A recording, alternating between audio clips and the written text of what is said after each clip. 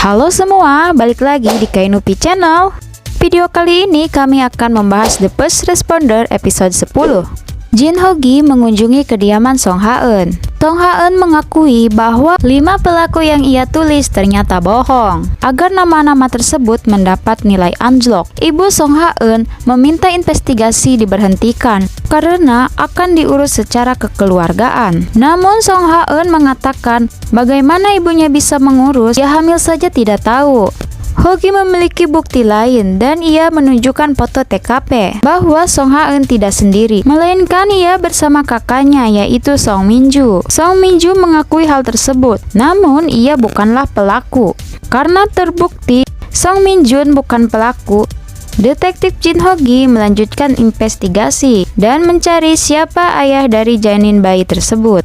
Episode kali ini adalah kode Amber, di mana adalah kode darurat yang dikeluarkan saat bayi atau anak diculik karena semua orang yang telah diambil DNA-nya hasilnya negatif. Detektif Jin Ho-gi mendatangi Seol dan mengatakan bahwa pelakunya bukan anggota keluarganya. Ho-gi mengatakan detektif harus selalu waspada, tapi ia gagal lagi, yang disebut dengan bias konfirmasi. Seol mengatakan entah ini membantu atau tidak, tapi ia memberitahu kepada detektif Jin Ho-gi bahwa tempat bunuh diri Song Jun adalah tempat yang sama di mana Ha-eun bimbel. Detektif Jin Ho-gi langsung menyelidiki TKP dan mendapat informasi baru dari Seol bahwa Song Jun pernah melakukan operasi usus buntu. Ho-gi langsung ke rumah sakit untuk mengambil DNA. Namun Ho-gi juga merencanakan sesuatu. Ia meminta detektif beruang untuk memancing kepala sekolah. Ia mengatakan untuk mengambil DNA Song Jun karena jaringan yang diangkat melalui operasi usus buntu menyimpan DNA pasien. Investigasi jebakan berjalan sesuai rencana. Detektif beruang berhasil menjebak kepala sekolah. Untuk penyempurnaan rencana, Ho-gi meminta pihak rumah sakit membuka penyimpanan jaringan di patologi selama sehari. Pihak rumah sakit menyetujui. Sesuai rencana, dugaan seseorang akan datang akhirnya datang. Ho-gi sengaja mengirimkan detektif beruang dan ternyata ada yang datang ke ruangan patologi. Yang datang ke ruangan tersebut adalah kepala sekolah. Ho-gi langsung menangkap kepala sekolah lalu melakukan investigasi. Kepala sekolah itu memang tidur dengan Song Ha-eun karena pada awalnya ia tidak mengetahui kalau Song Ha-eun di bawah umur. Lalu Song Ha-eun mengancam jika kepala sekolah tidak menepati janji untuk memberikan soal bocoran ujian nasional, Ha-eun akan membongkar hubungan dia dengan kepala sekolah. Selanjutnya tim kepolisian menggeledah rumah Song Ha-eun untuk mencari soal ujian yang dibocorkan. Jin Ho-gi mendapatkan laporan dari pihak forensik bahwa ayah dari janin bayi itu bukanlah kepala sekolah melainkan Oh Song Jun. Karena Oh Song Jun sudah meninggal dunia, kasus ditutup.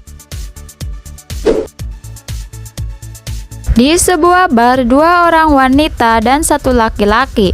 1 orang wanita adalah pelayan bar dan 1 lagi adalah pacar dari si laki-laki. Pelayan bar terus mengoceh hingga membuat 1 wanita lainnya kesal. Tak lain adalah pacar si cowok. Karena pelayan bar itu terus mengoceh membuat si cowok jengkel. Dan akhirnya si cowok memukul kepala pelayan bar itu dengan botol wine. Namun di tempat lain ada mayat berlumuran darah di kamar mandi. Pelayan tersebut dilarikan ke rumah sakit. Saat di rumah sakit, Seol melihat pasien tanpa ibu jari kaki. Ia ragu untuk mengklaim dia diamputasi karena diabetes di usia itu. Di taman bermain, Jin Ho-gi disapa seseorang tiba-tiba. Ho-gi kebingungan seolah-olah ada sesuatu pada orang itu. Pasien dengan jari kaki tanpa ibu jari belum juga sadar, padahal tekanan darahnya stabil di 90/60. Sirkulasi darah jantungnya kembali normal dan dia juga tidak mengalami shock hipovolemi. Dan itu aneh. Bong Do-jin teringat pasien tanpa ibu jari kaki, lalu ia kembali untuk melihatnya. Setelah evakuasi anak kecil jatuh dari ayunan di taman dan pasien tersebut sadarkan diri, namun ia tidak bisa bicara. Kebetulan Seol ada di sana untuk berbicara menggunakan bahasa isyarat. Namun pasien tersebut tidak mengerti karena ia bukan tunanetra dari lahir. Ia menunjukkan tato di lengannya. Setelah menunjukkan tato tersebut, ia kejang-kejang dan ketakutan. Lalu dokter memberi obat penenang. Setelah diperiksa, ternyata pasien tersebut memiliki kerusakan jangka panjang di saraf larinya. Luka tersebut seperti tergores sedikit demi sedikit, seperti disengaja. Itu penyebabnya ia tidak dapat berbicara. Lalu tim medis melakukan pindai CT scan untuk memeriksa luka yang lain. Dojin yang mengawasi dari luar menyadari pasien tersebut tanpa ibu jari di kedua kakinya. Ia teringat cerita kasus detektif Jin Ho-gi membunuh Kim Hyun-so karena dua ibu jari gadis itu berada di halaman rumah Jin Ho-gi. Lalu Dojin bertemu Ho-ge yang sedang mengawasi tersangka penyerangan pelayan bar. Dan Dojin menunjukkan pasien tanpa ibu jari. Jin Ho-ge langsung mencari Kim Hyun-so. Ternyata Hyun-so diculik kembali. Tim kepolisian menyelidiki semua CCTV yang ada di rumah sakit, namun penculik tersebut tidak tertangkap CCTV. Dan Ho-ge menelpon dokter forensik untuk memastikan DNA pasien itu adalah Kim Hyun-so.